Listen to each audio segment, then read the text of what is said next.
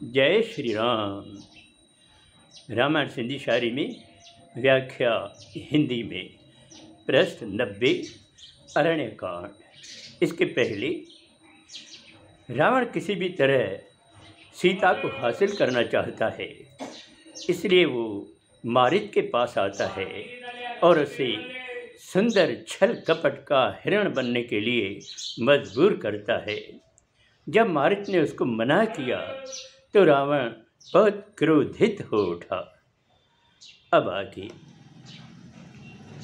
मारीच सोचो को न मनींदो, हरण नठंद सही मारींदो। पुख दिखे थो समझाए, राम हथाई मरण जुगाए। मारीच ने सोचा कि रावण नहीं मानेगा। अगर मैं हिरण नहीं बनूंगा तो वो मुझे मार डालेगा। इससे तो अच्छा है कि मैं श्री राम के हाथों से मरूं। मारीच बेहद प्रसन्न आहे, रघुवर जो थो दर्शन चाहे।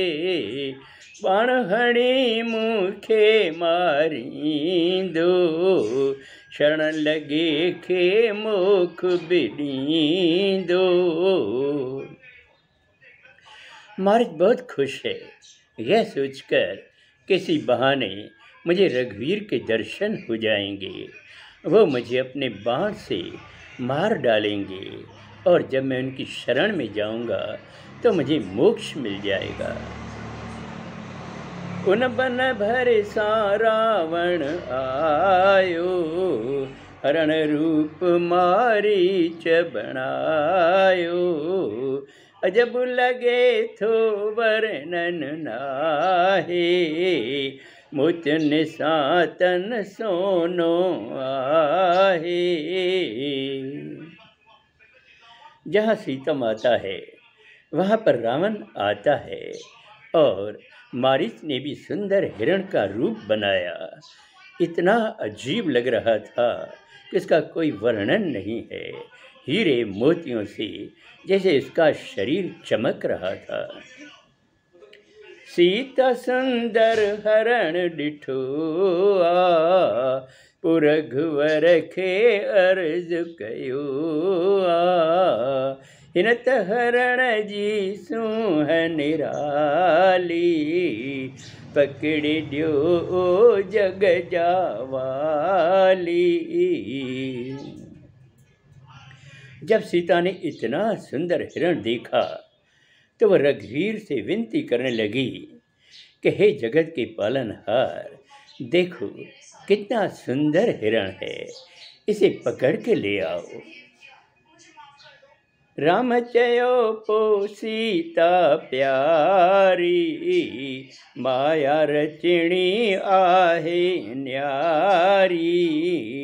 राक्षस मार्या जे सीताई, रज अग्न में ते सीताई।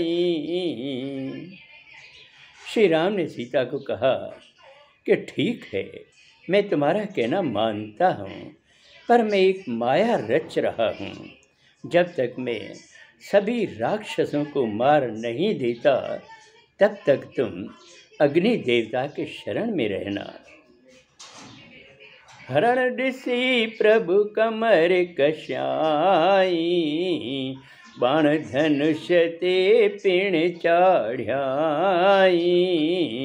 गाले लखन खे प्रभु समझाई,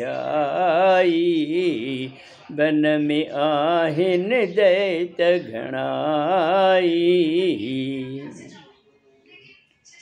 तब श्री राम ने अपनी कमर कसी, बाण और धनुष लिए और फिर उन्होंने लक्ष्मण को पूरी बात समझाई कि देखो, इस वन में दैत्य हैं, राक्षस हैं, उनका ध्यान रखना और सीता का ध्यान रखना।